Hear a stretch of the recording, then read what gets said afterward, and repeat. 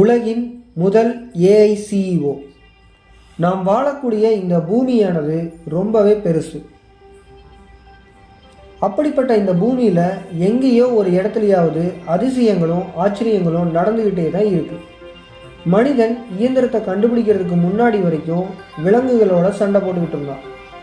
Hollywood படத்துலையெல்லாம் காட்டுற மாதிரி இனி மனிதன் இயந்திரங்களோட சண்டை போடுற நிலைமை வந்துடுச்சு.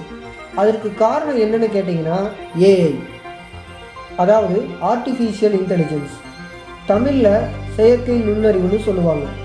இந்த ஏஐ தொழில்நுட்பம் ரோபோட்டில் மட்டும்தான் பயன்படுத்துகிறாங்கன்னு நீங்கள் நினச்சிங்கன்னா அது மூட நம்பிக்கை.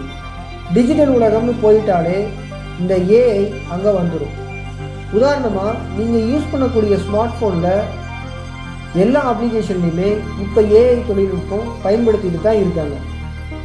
சரி, இதனால் நமக்கு என்ன பாதிப்பு அப்படின்னு கேட்டிங்கன்னா, உங்களுக்கு ஒன்று பிடிக்குது அப்படின்னு வெப்சைட்டில் பார்த்தீங்கன்னா திரும்ப திரும்ப திகட்டுற அளவுக்கு அதையே தான் ஏஐ தொழில்நுட்பம் உங்களுக்கு ரெக்கமெண்ட் பண்ணும்.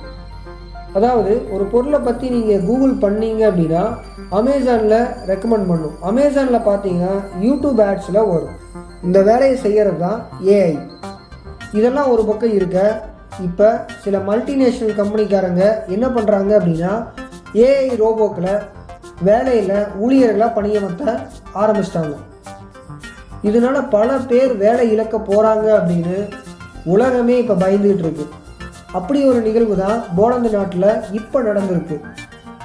போலந்து நாட்டை சேர்ந்த டிக்டேட்டோர் அப்படிங்கிற கம்பெனியில் சிஇஓவாக ஒரு ஏஐ ரோபோட்டை வேலைக்கு வச்சுருக்காங்க. இதன் மூலமாக உலகின் முதல் ஏஐ ரோபோ சிஇஓ பணியை செய்ய இருக்குது. ஏஐ தொழில்நுட்பத்தினால எவ்வளவுதான் நன்மைகள் இருந்தாலுமே அதே அளவு தீமையும் இருக்கத்தான் செய்யுது.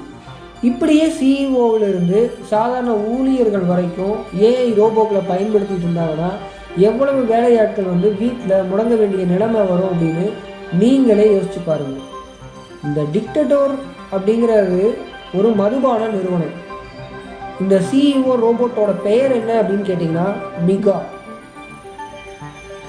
ஹாங்காங்கை சேர்ந்த ரோபோட்டிக்ஸ் நிறுவனமான ஹான்சன் இந்த ரோபோட்டை தயாரிச்சிருக்குது. இதுக்கு முன்னாடி ஐநா சபையால் அங்கீகரிக்கப்பட்ட சோபியா அப்படிங்கிற ஹியூமனாய்டு ரோபோட்டை தயாரித்த அதே நிறுவனம் தான் இந்த ரோபோவையும் தயாரிச்சிருக்குது. ஒரு மனிதன் உயரதிகாரியாக இருக்கான்னா நம்மளோட சூழ்நிலைகளை புரிஞ்சு கொள்ள முடியும். மனிதன் அப்படிங்கிறவன் எப்போ எப்படி வேணாலும் தன் மனதை மாற்றிக்கொள்ள முடியும். ஆனால் ரோபோட்டுகள் கொஞ்சம் யோசிச்சு பாருங்கள். ப்ரோக்ராம் பண்ணி வச்சுருக்கிற ஏஐ ரோபோட் அதுக்கான விதிகளை மட்டும்தான் ஃபாலோ பண்ணும். என்னதான் நுண்ணறிவு பகுப்பாய்வு சொன்னாலும் அது சில ப்ரோக்ராமுகளை தான் பின்பற்றும். ஆனால் மனிதன் அப்படிங்கிறவன் எந்த ப்ரோக்ராமுக்கும் கட்டுப்பட்டவன் கிடையாது. அப்படிங்கிறத ஏஐ உலகம் இப்போ இந்த சமயத்தில் அறிய வேண்டியதாக இருக்குது. இந்த ஏஐ ரோபோட்டுகள் சிஇஓவாக தங்கள் வாழ்நாளில் திறம்பட செயலாற்றும் போது அதை உருவாக்கிய கம்பெனியோட சிஇஓவுக்குமே ஆபத்து அப்படிங்கிறத அந்த கம்பெனியே உணர வேண்டிய கட்டாயம் இப்போ இருக்குது. இன்றைக்கி என்ன நடந்திருக்குது அப்படின்னு பார்த்தீங்கன்னா ChatGPTயோட சிஇஓ பதவி விலகியிருக்காரு. இனி இந்த மாதிரி தான் நிகழ்வுகள் நம்ம பார்க்க வேண்டிய கட்டாயத்தில் இருக்கிறோம். ஏஐ தொழில்நுட்பத்தினால பல ஊழியர்கள் இனிவரும் காலங்களில் வேறு பாதையை தேர்ந்தெடுக்க வேண்டிய கட்டாயமும் இருக்குது. சரி, பொறுத்திருந்து பார்க்கலாம் ஏஐ தொழில்நுட்பம் ஜெயிக்குதா இல்லை மனிதன் ஜெயிக்கிறானா அப்படிங்கிறத.